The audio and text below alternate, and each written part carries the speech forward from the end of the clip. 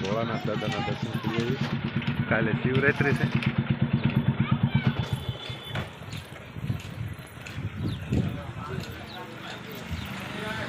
જય સોમનાથ દાદા. સોમનાથ દાદાના સાનિધ્યમાં આવી ગઈ છે આપણે. ભોળાનાથના દર્શન કરી લેવી. કાલે શિવરાત્રિ છે. જય ભોળાનાથ, જય ભોળાનાથ.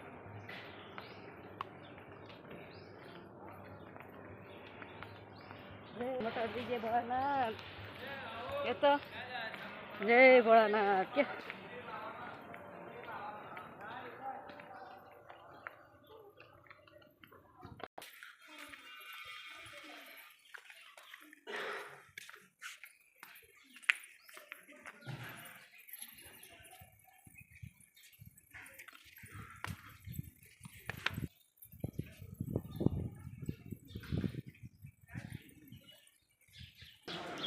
જય ભોળાનાથ.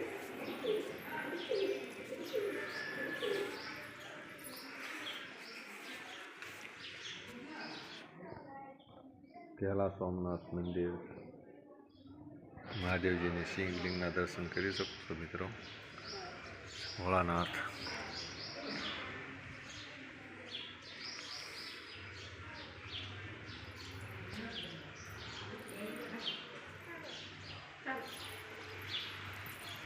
ગણપતિ દાદા, આ બાજુ છે હનુમાનજી મહારાજ. આવું કંઈક ભોળાનાથના મંદિરનું સરસ મજાનું લોકેશન છે.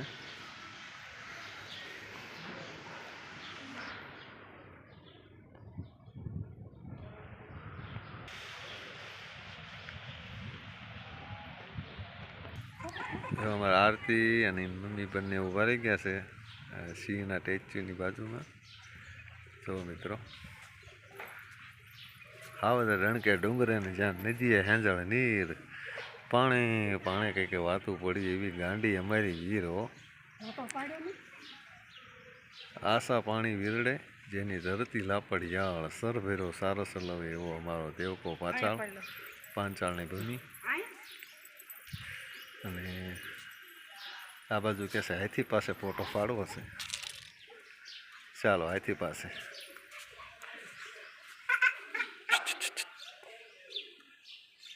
આ બાજુ જો બટે. હા,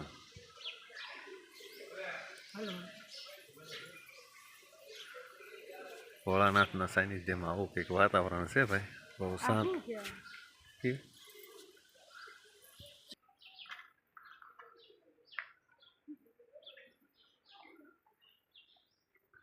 સોમનાથ મહાદેવ ભોળિયા કરું તમારી સેવ, જટામાં વસે માત ગંગે ઉપતિકને પાવન કરતી, પાર્વતી ના પતિ ગુણ લે રમે જતી ને જતી, જાપનીપ જતે જતી ને સતી. મિત્રો આગળ જઈ રહી છીએ આપણે.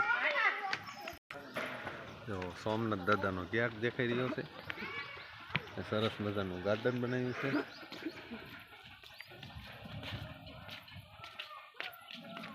અને શ્રાવણ મહિનામાં તો બહુ ગરદી હોય છે અહીંયા. આજે આપણે નીકળ્યા હતા કંઈક કામે, તો આપણે આવી ગયા છીએ સોમનાથ દાદાના દર્શન કર્યા. મજા આવી ગઈ. અને હવે અહીંથી આપણે જઈશું આગળ.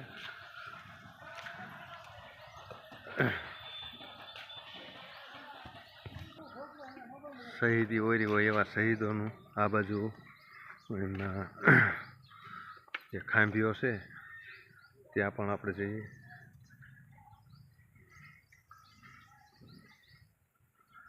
ગાર્ડન સરસ મજાનું નાનકડું એવું છે. ફુવારા ફુવારા બધું ગોઠવેલું છે કમ્પ્લેટ.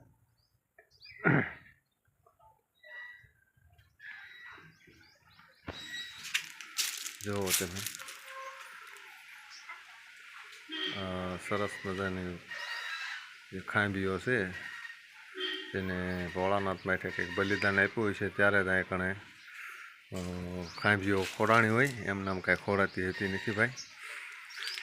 એ આજ પૂછું તને પાળિયા રે તારા દલડા કેરી વાત રે તારા દલડા કેરી વાત આયા તમે કેમ ખોડાણા સિંધુડે કેમ રંગાણા એ વાર ચડી મારા ગામને માથે ને બૂંગીઓ વાગ્યો ઢોલ રે જેદી બૂંગીઓ વાગ્યો ઢોલ તેદી ખાંડાના ખેલ ખેલાણા તે દુના અમે આય ખોડાણા. એટલે એમનામ કંઈ પાળીઓ થઈને પૂજા હોતું નથી ભાઈ, એના માટે ઘણું પણ સમર્પણ કરવું પડે છે. એટલે એમને શહીદી જે ઓરી હોય ત્યારે એનો પાળીઓ થઈને પૂજાતો હોય ભાઈ.